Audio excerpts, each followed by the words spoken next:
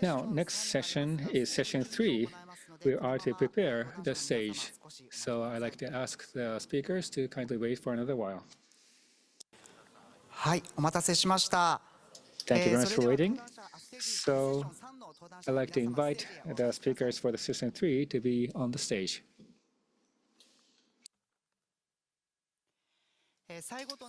So the last session, session 3, is titled The Decarbonization Path the World and Japan Must Take.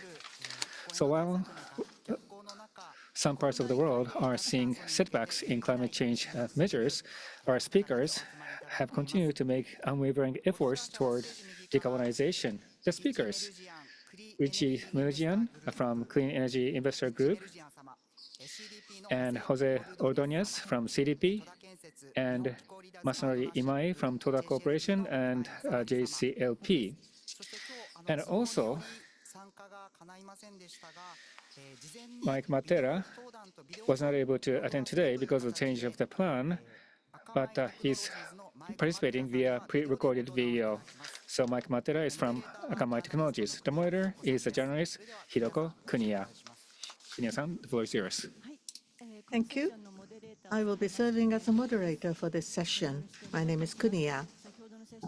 In the earlier session, we have discussed what is happening in Japan for renewable energy. The history has been described, and right now, the quality of renewables is now being questioned. That is what I have learned through the discussion. We have looked at what is happening inside Japan, but in this panel discussion, we would like to look at the whole world, what is happening globally, and we would like to learn lessons as to what should be the pathway for Japan going forward. Now, in starting the session, as the co-representative of JCI, Mr. Tsueyoshi, has mentioned, the special report of the United Nations, which was issued this year, entitled Seizing the Moment of Opportunity. This is the title of the special report.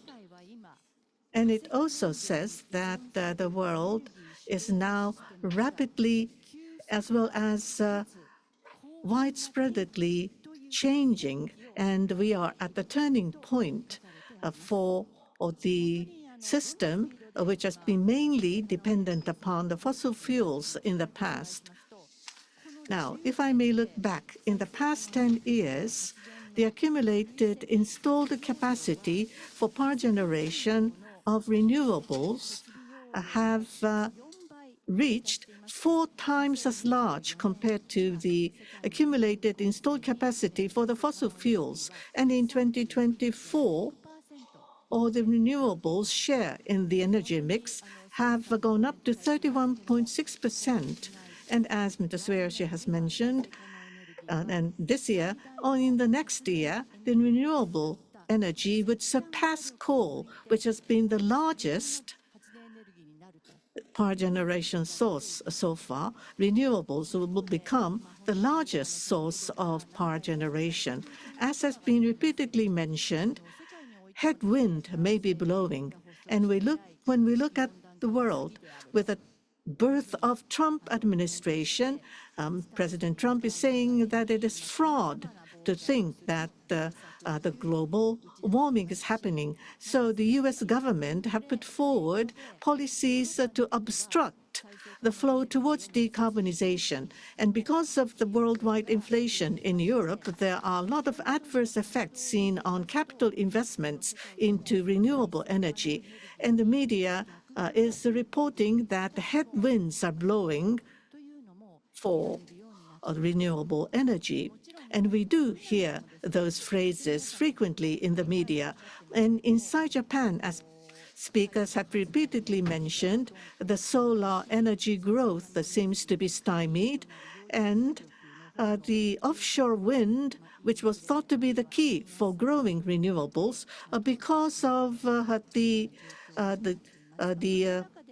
stronger yen as well as the inflation, the projects are also being suspended in several cases.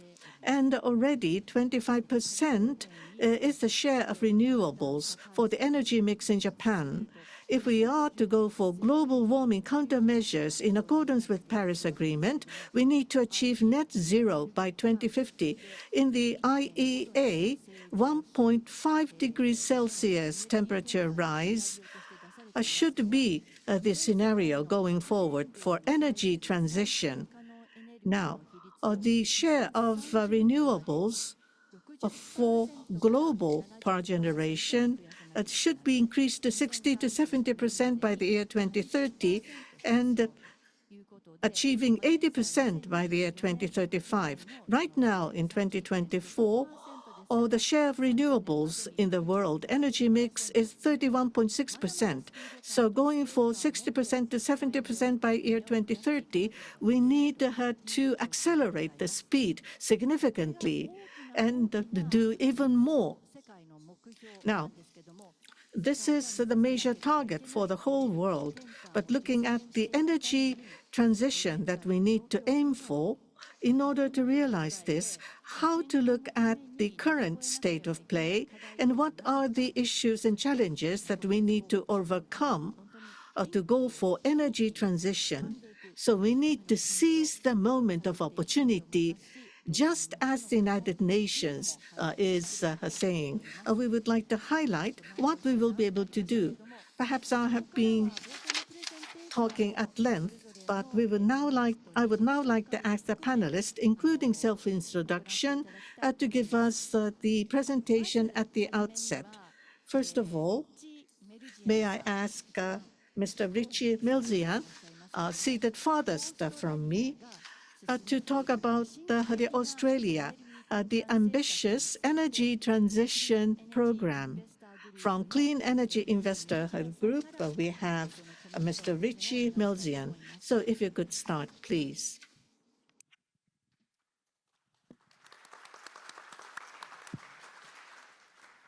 Thank you. It's a pleasure to be with you all here today for this very important summit. I represent a number of investors, both Australian investors and global investors, who collectively own most of the solar and wind and hydro and batteries in Australia. And I wanted to just quickly take you through the journey that Australia has been on as it has worked its way through its climate plan. Next slide. Australia is a lucky country. It has plenty of coal and plenty of gas. And its electricity system was built by the government using coal and gas and hydro. And you can see this is a graph of Australia's national electricity market, which represents most of the electricity usage in Australia, mainly across the East Coast, where most people live. As you can see, coal peaked in 2012, and since then there has been a significant growth in clean energy.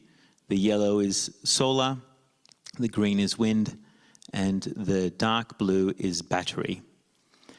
This is not simply because of the goodwill towards renewables. This was by design. In around 2010, the national government in Australia brought forward a renewable energy target with the plan to make around 23% of Australia's electricity through clean energy by 2020. That was achieved early. Since then, we've seen a significant increase, and the largest share of that increase is through residential solar, or rooftop solar as we call it. Now in Australia, 4 million houses have solar on their roofs, which is the highest rate in the world. And so you don't have to convince Australians that clean energy is affordable, because they can see it for themselves when they look at their bills and they enjoy that clean energy that they can make on their roofs. And of that portion of solar that you see, the 36 gigawatts in that yellow, half of that is from residential solar and the rest is from large scale. In addition to this mix, you are also seeing coal-fired power stations slowly close, and you can see that slowly decreasing from 2012. Most coal-fired power stations are privately owned in Australia, and the private owners are now closing them down because they are no longer economic to run. So this is not because of a policy, this is because of the financial balance. And if we go to the next slide, this is what the future holds for Australia. And there are a number of choices available. But as you can see, the majority of Australia's coal-fired power will close in the next 10 years. That will happen because the private owners are going to close them down, and they've negotiated those closure dates with the governments. What will replace that is a significant increase in clean energy. That will be used to electrify Australia's vehicles, its industry, and its stationary energy, its heating and its cooling. The real opportunity for Australia, though, is not simply getting to 82% renewables, which is the goal of the government by the end of 2030. It is to go beyond that, to create 100% renewables and then use even more clean energy to power new industries. And if you look at that line that continues to climb in blue, that's the opportunity for Australia to make more and more clean energy and to use that to power new green energy exports. Australia is one of the largest exporters of iron ore. A lot of that iron ore goes to North Asia, including Japan. There is an opportunity for Australia to use that abundant clean energy to pair that with hydrogen and then to use that to make green iron. These are the opportunities that the Australian government is considering as it supports clean energy. And the federal government's decided to contract 40 gigawatts of renewables by ensuring that there will be a minimum price that they will earn in order to give investors the confidence to proceed. In addition, the government has put to the side $70 billion in order to support big new projects like green iron that I was talking about. The combination of these policies, along with a strong target of 62% renewables, 62% emission reductions by 2035, is now giving investors the confidence to look at Australia as not just a place that is transitioning, but one that is fully embracing the opportunity ahead. Next slide. Now, this is not equal across Australia. Some areas of Australia are moving faster than others. But the one state in particular that is worth noting is the one that's there in green at 74%. That's the state of South Australia. South Australia now has 74% renewables. It has a target to reach 100% renewable by 2027, so in a year and a half. It wants to use that abundant clean energy to make green iron, which, if it takes its iron ore and turns it into green iron, will triple the value of that commodity which it can then export. So these are opportunities that don't just increase in a linear fashion, but they can increase significantly more. In addition, Adelaide will play host, hopefully, to the UN Climate Conference next year, which it is bidding to host. And the reason it wants to do that is because it wants to invite the whole world to Adelaide, ready to invest and to see for itself what a clean energy future can look like. Thank you.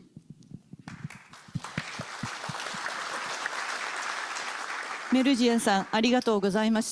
you very much, Merzian-san. Coal and LNG, you are a great exporter of this country. And by 2030, to bring RE to 82% and going forward, to become a renewable energy power where abundant steel resources would be manufactured as green steel using renewable energy. And so you are going to create a new industry. And that is what you are aiming for. And later on, I'd like to ask different things about Australia's strategy. Now, from Toda Corporation, we have a Chairperson and Representative Director, Mr. Masanori Imai. He is also Representative Director of JCLP as well. Please. I'm a chairperson of Toda Corporation. My name is Masanori Imai. I'd like to say that my job is very much impacted by a climate crisis, and so we felt the need to do something about the climate change.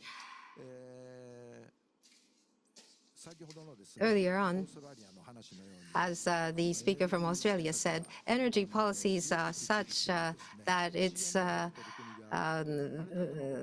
very well done, and it's rigorous, in spite of the fact that they have a lot of resources. Now, here in Japan, we have no resources.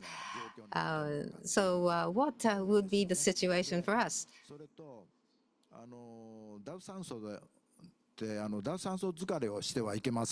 We should not suffer from decarbonization fatigue. We have to continue to have hope. And so this is what I'd like to talk about. Food crisis. This was discussed in Session 1 when agriculture was discussed. This is about human beings. Even bears are suffering from lack of food, and so they are struggling. And the middle is a labor crisis. For different sectors, inclusive of all sectors, and those who do not have work are also included here. 1,527 is people, 1,257 are those who are suffering from loss of work. And WBGT is a heat index. When people work 1 hour, 15-minute break is what is stipulated.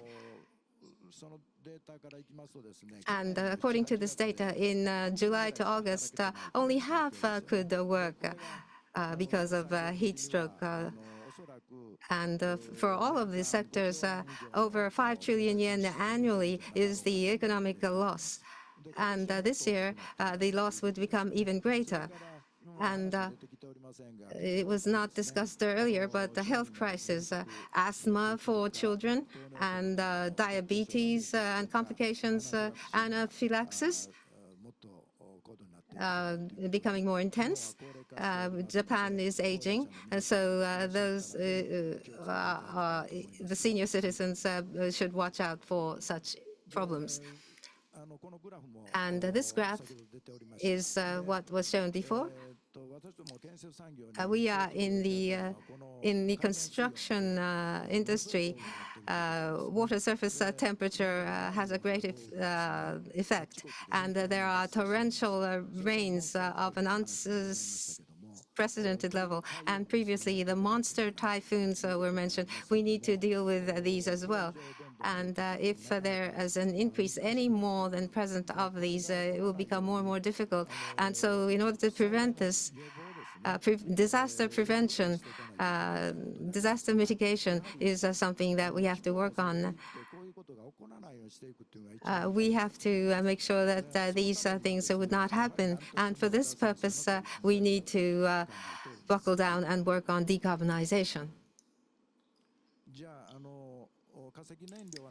There is no fossil fuels, but what is the kind of energy that we have? And toward decarbonization, if you look at the left-hand side graph, that's a primary energy. And for Japan as a whole, this is the amount of primary energy that we use. And we have floating and onshore wind power.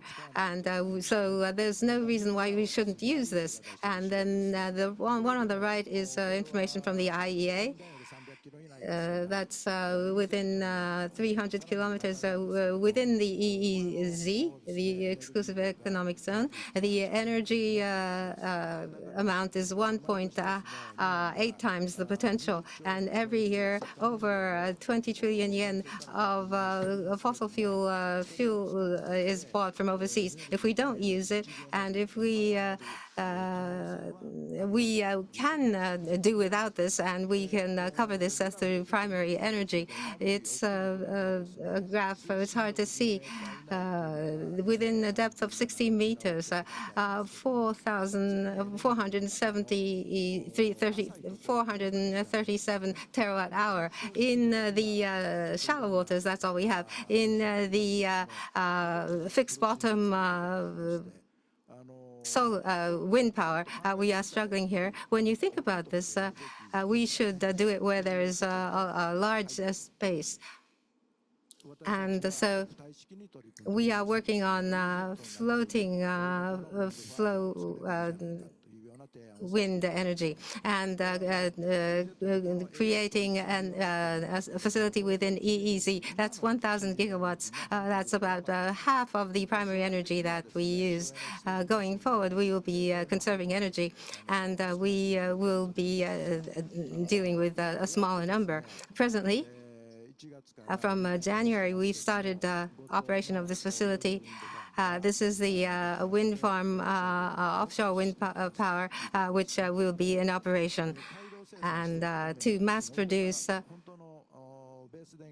and to make this a base load power source, we need to produce in mass. The 1,000 gigawatt, that's 15 megawatt units. We need 70,000 of these units.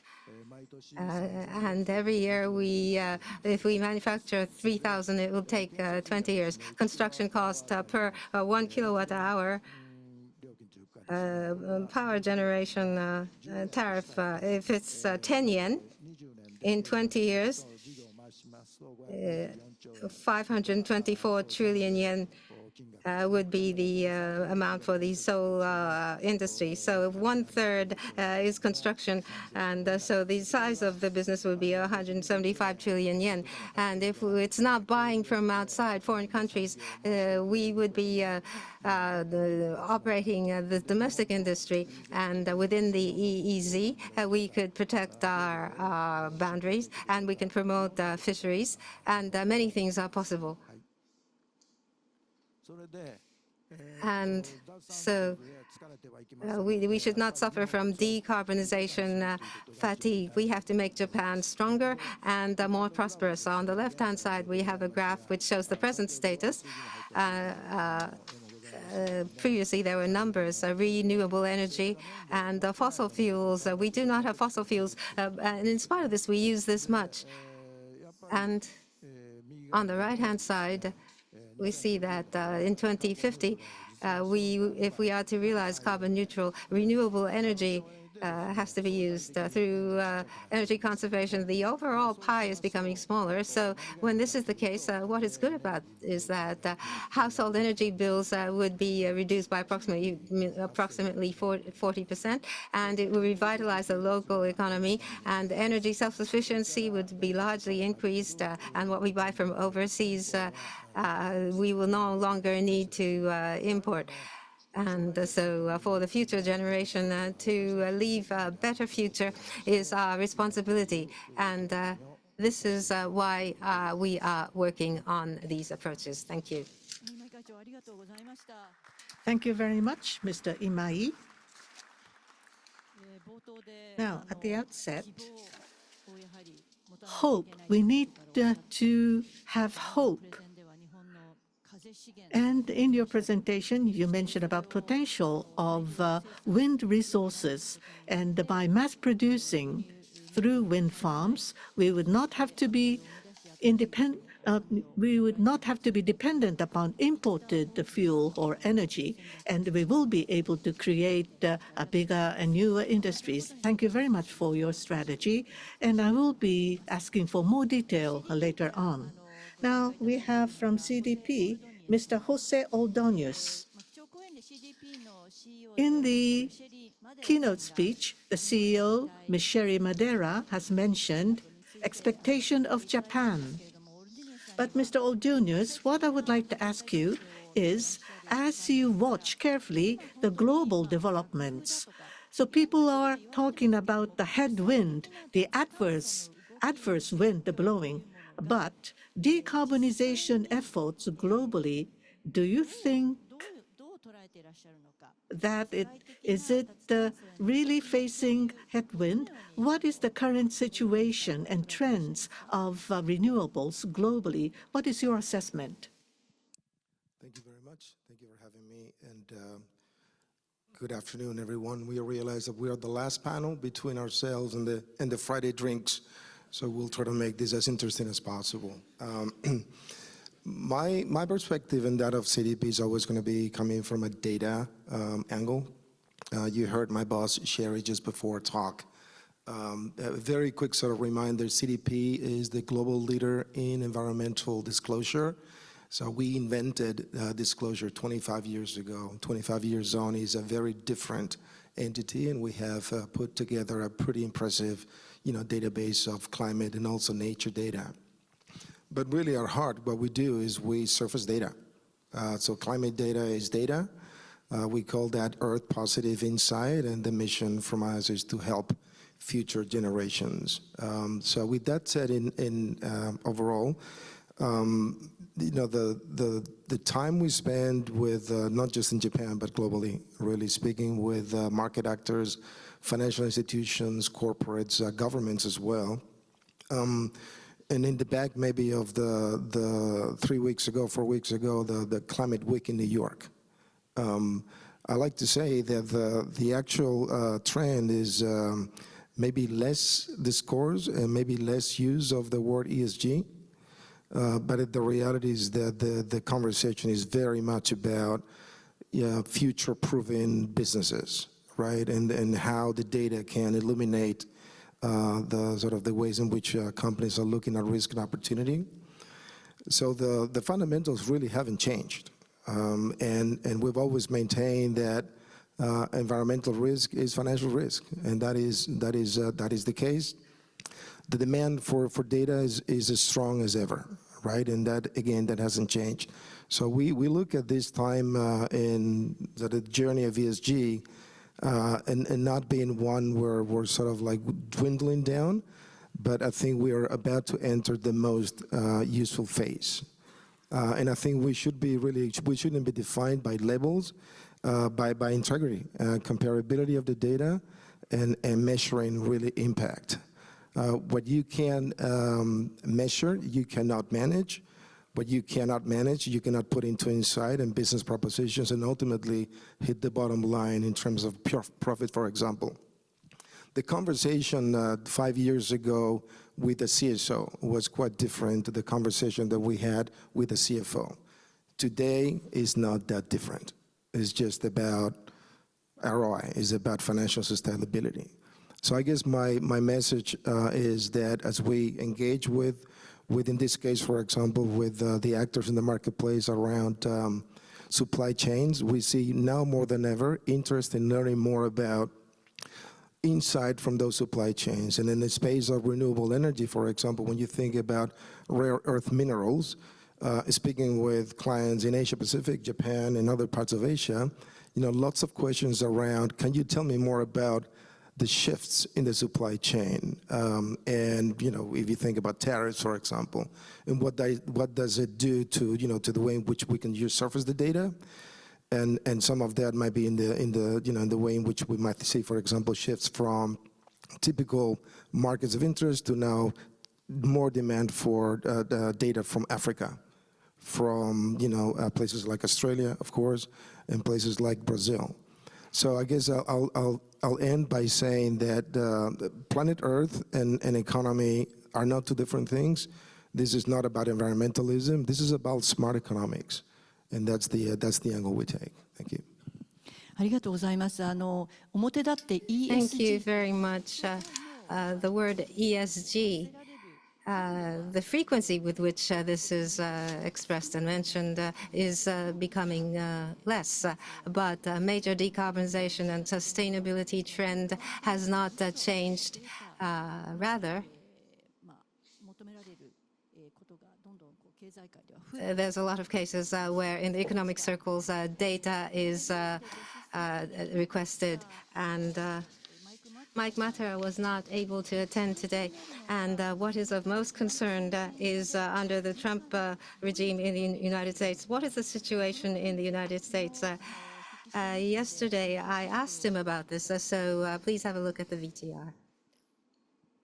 We'd like to ask to you specifically, as you indicated in your email, because of since the Trump administration came to office, the United States has denied climate change and have been cutting subsidies towards the climate action. So what is the overall trend and overall sort of environment regarding measures towards climate change right now? Yeah, I would say I think the approach to clean energy in the U.S. and for U.S. companies more broadly is evolving today. I think it's generally something that is probably important to separate from the short-term public discussions from the long-range kind of fundamental business factors. And these long-term factors, I would say, continue to guide corporate strategy and investment for the future. So I think a lot of that work, is still happening as public policy is evolving today.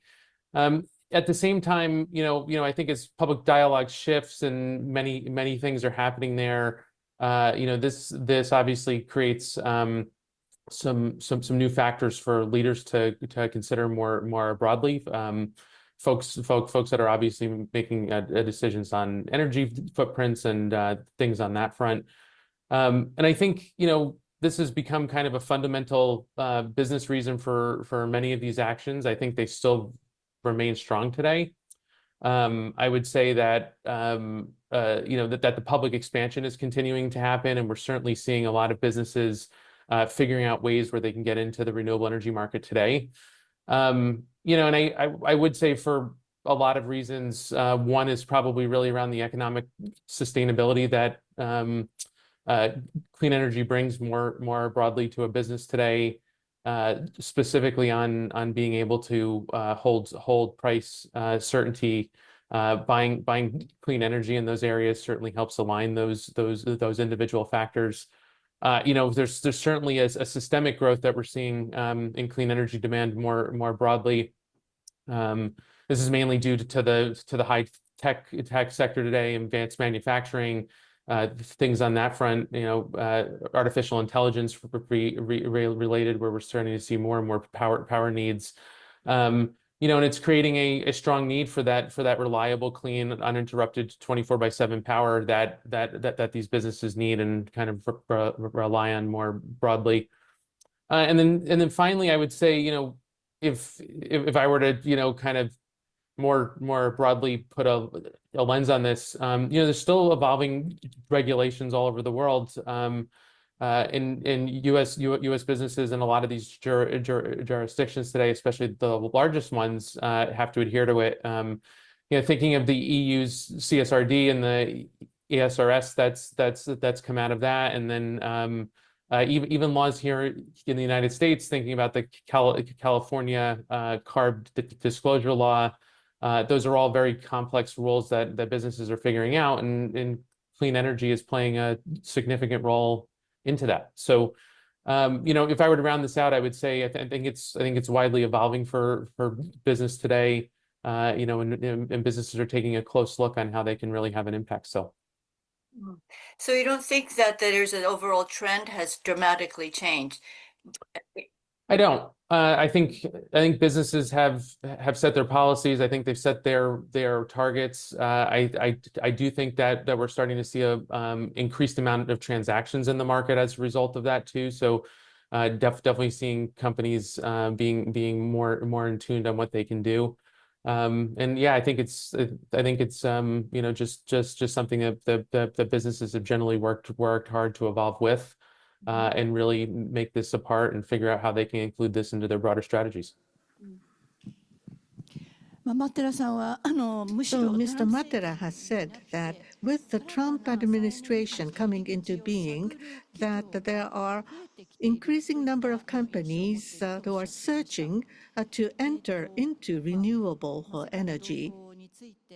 So looking at the global trends, you have just listened to the various comments. Now, there is an ambitious plan for renewables in Australia.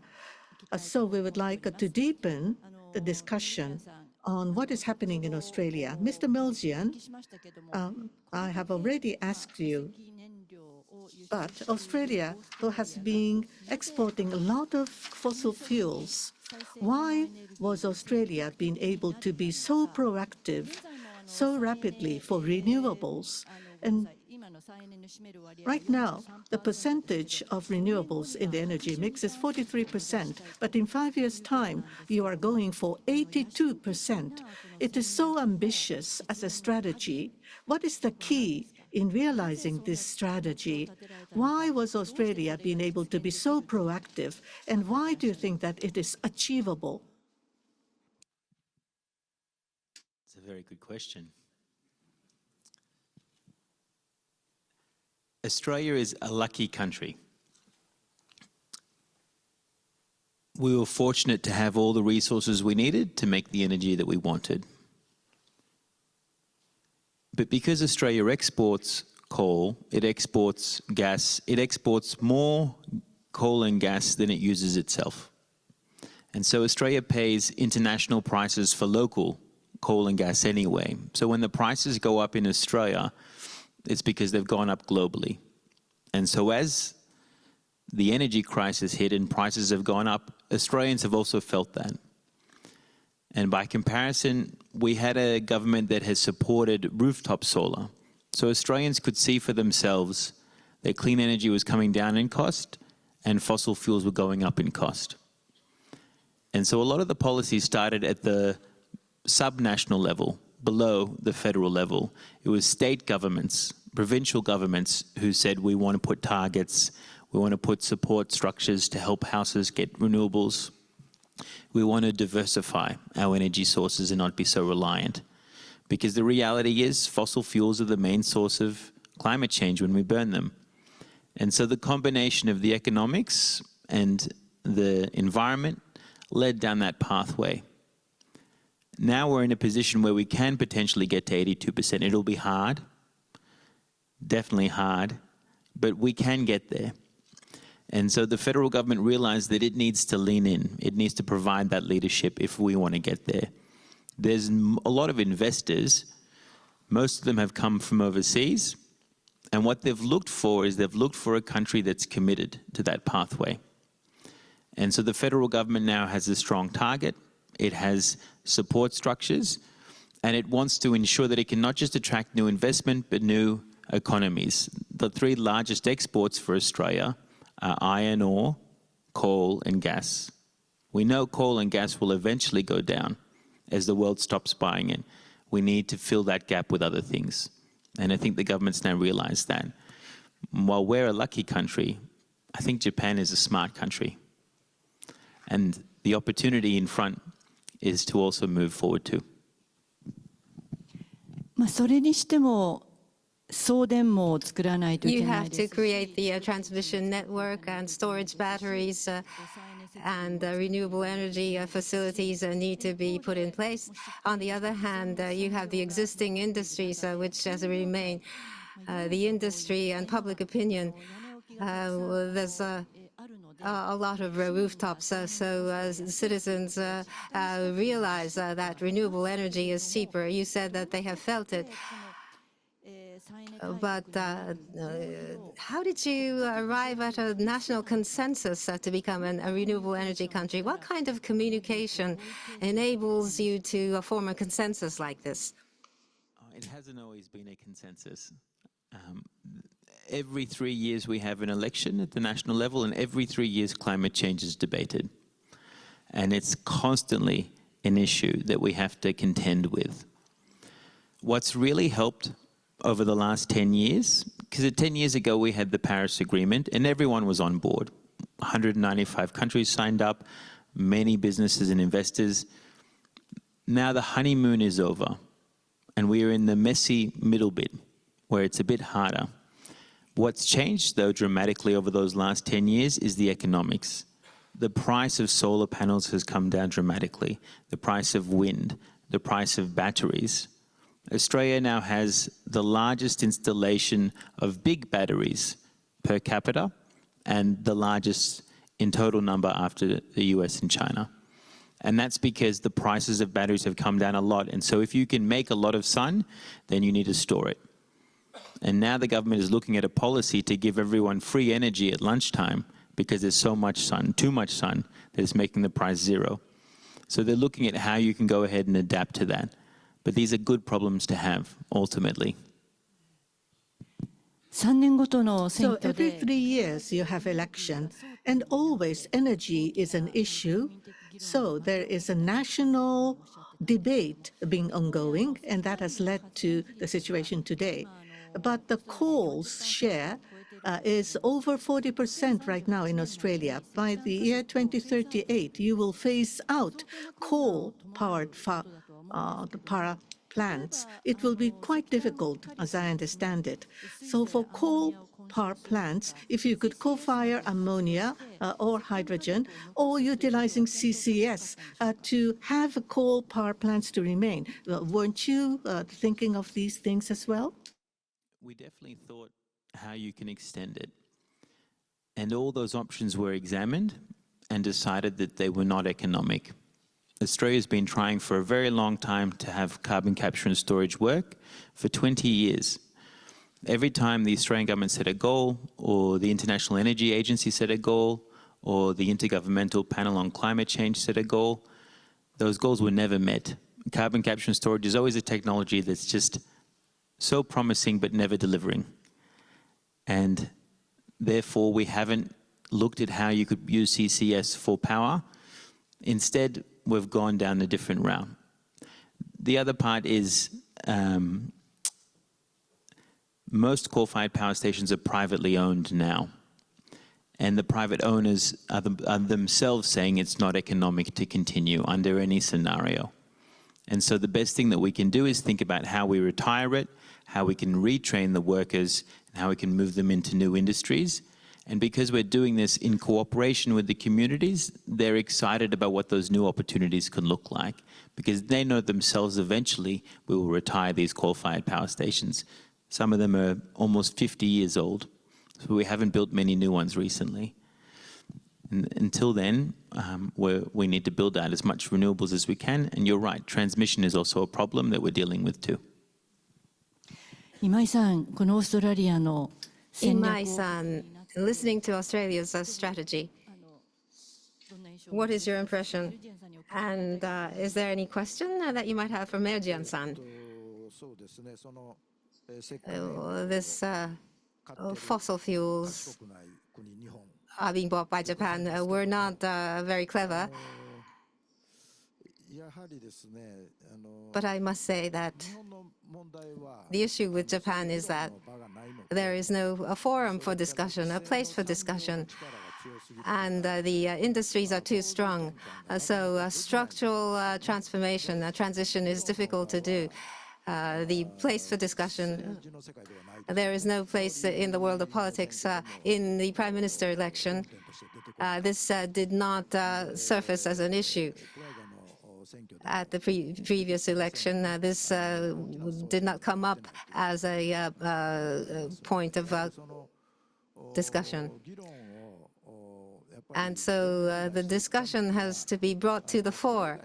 And you need voices. RE100, cheap, massive amount, stable. RE is in demand, and we need to talk about this. There's no other way. Thank you. So may I turn to Mr. Oldonius? Now that Australia, in trying to realize this grand strategy, you need very active investment to be made. In the UN Special Report, in order to promote renewables, the issue for the world is that there's shortage of investment. We need more investment. Expand investment is something most important. But as Mr. Meljian has said, in Australia, 70% of the funding is coming from outside of the country. So, Mr. Oldenius, looking at the information disclosure from CDP's perspective, in order to attract investment, what is the most important element? What could the government do to try to invite the funding from abroad? Sure. Data. And I'll qualify my answer. I think we can talk about incentives, financial incentives, government incentives. We look in particular what we call the A, B, and C's of why companies disclose to us. And maybe I'll touch on the A and the B. Maybe I'll start with the B, which is business efficiency, and because the buyer is asking for that information. So if you, for example, consider the supply chains, and the conversations we're having with actors in Japan, by the way, and it's been mentioned hydrogen and ammonia before, right? So the reality is that as you engage your suppliers, typically the way that this works best is when you offer a financial incentive to those companies that they don't have to disclose because of regulation. They tend to be smaller companies. One piece of data for us to sort of think about, and when you look at, I'm going to concentrate on the Japan cohort of disclosures. There's 2,200 companies in Japan that disclose. Sherry mentioned before that 82% of those companies are seeing environmental risks, and 75% of those companies are also seeing a lot of opportunity. The reality is that only 6% of those companies are putting that opportunity into work for them in a way that it translates into measurable outcomes. So I think there is a lot of work to be done. We continue to surface that data, but I like to finish with saying that we are seeing progress, right? And maybe I'll offer just one last example. The other big topic of conversation, I don't mean to digress too much, but it is AI, right? AI is part of every conversation we have. Well, guess what? AI needs data centers. Data centers are power hungry and they're water thirsty. We need to think about what that means, right? Because half of the data centers built in the world, they've been built in places of water scarcity. There is a demand for energy when you talk about in these topics about 40% in years to come. 65% of the energy that fuels data centers is fossil fuel. So again, sort of the role that we see ourselves playing here is to surface that data. And the topic of conversation, whether it's Australia, whether it's the United States, whether it's Japan, or the rest of the Asia Pacific, is a global phenomenon. And I agree with the gentleman that spoke on screen before. That is not going away because those are business imperatives. Thank you. ありがとうございます。Thank you very much, Imai-san. Toda Construction was the first company to issue green bonds for its own business. For offshore wind, you need a lot of funds and money. In Japan, what is the environment for financing? Are there people who are willing to provide capital and funds, according to your view? To state my conclusion first, I believe that there are people who are willing, but wind farms are such that initial investment is of a very large magnitude.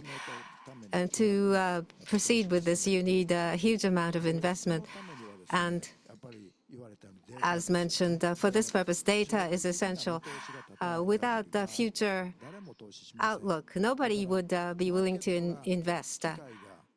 So the market needs to know what the opportunities are, to what extent there are opportunities. That is most important.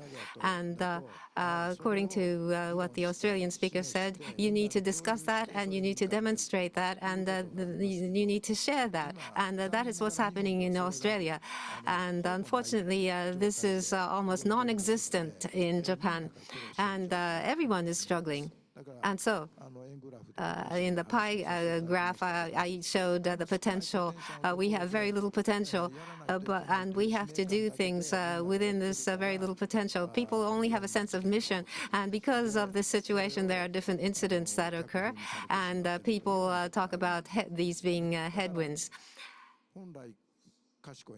Japan originally should be very clever, so I believe that there are better ways of going about this.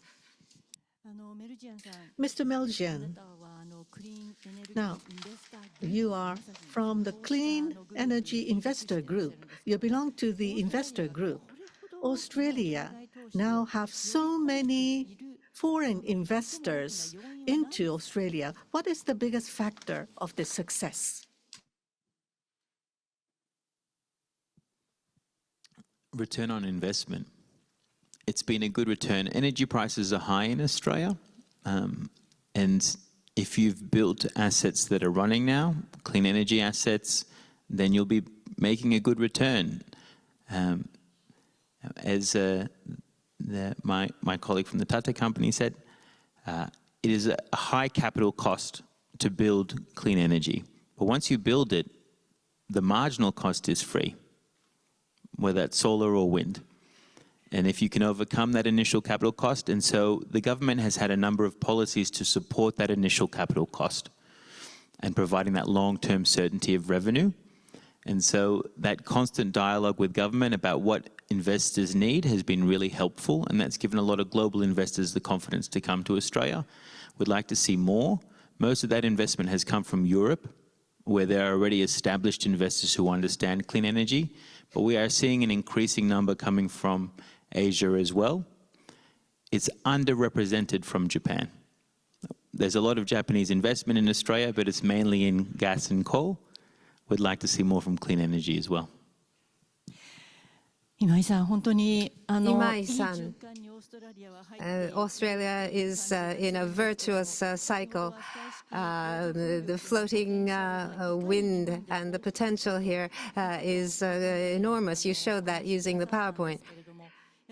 And so for this purpose, the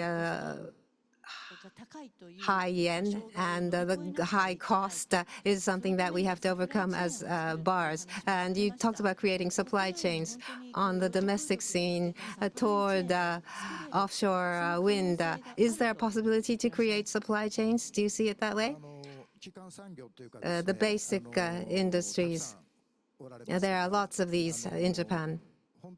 And so if they are really willing and the market is open, there will be opportunities. There will be supply chains.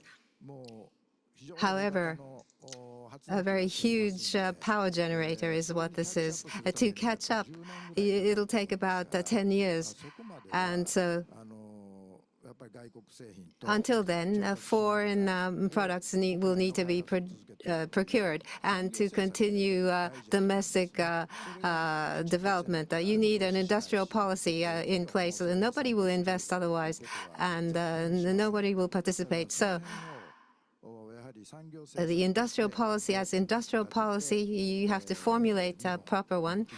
And how do you lead Japanese businesses in accordance with this policy? You have to formulate plans to create supply chains. In the United States, for example, offshore wind power generation is about to be stopped in the United States. But that's an opportunity for Japan. Japan should talk about supply chain people, turbine manufacturers, and they should have them have a look at Japan. And I think this may be the last opportunity for us to start to move. And so a nation-wide effort to do this is necessary. And there has to be convincing that Japan will be powerful and will be prosperous. And so who will be able to do this? That would be the voice of the consumers and the users. And also, Mr. Cunha, Ms. Cunha, with your very strong voice, I think you could be instrumental. Thank you. Thank you very much. I have been just informed that we are running out of time. But lastly, Mr. Meljian and Mr. Oldonius, if you have any advice for Japan in order to accelerate renewables in Japan, any advice from you? I'll start. Thank you. Mine is very simple. I think the problem is not with future generations. I think they'll do the right thing. I think the challenge is with us, with this room, and like this room, many other rooms around the world. And we have to, each of us, we need to do what is in our power to really promote action. I think that's my parting comment. It's really us, this generation. So this is my call to action. It's with every one of us here. Thank you.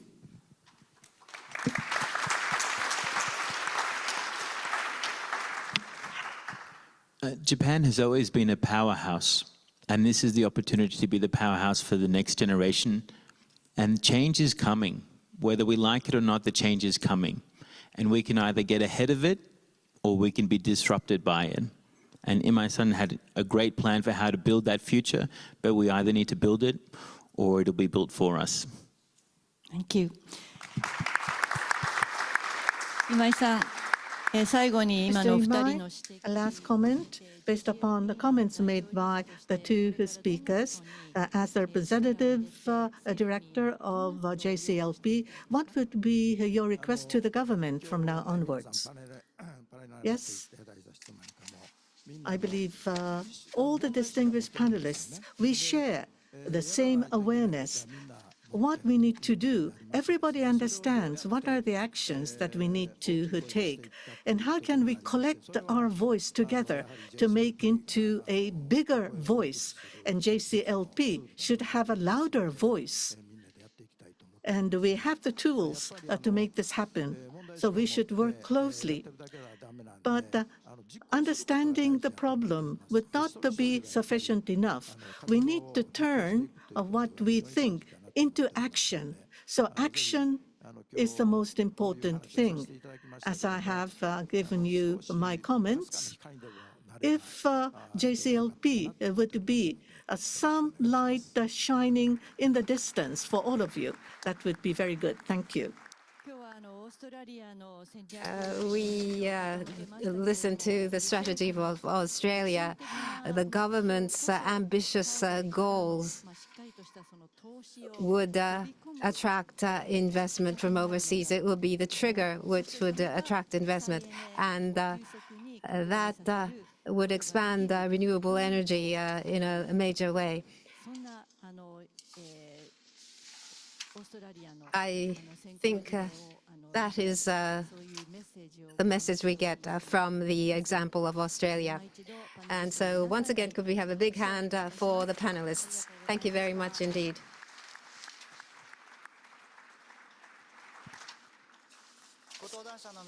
Thank you very much to the panelists. Please return to your seats.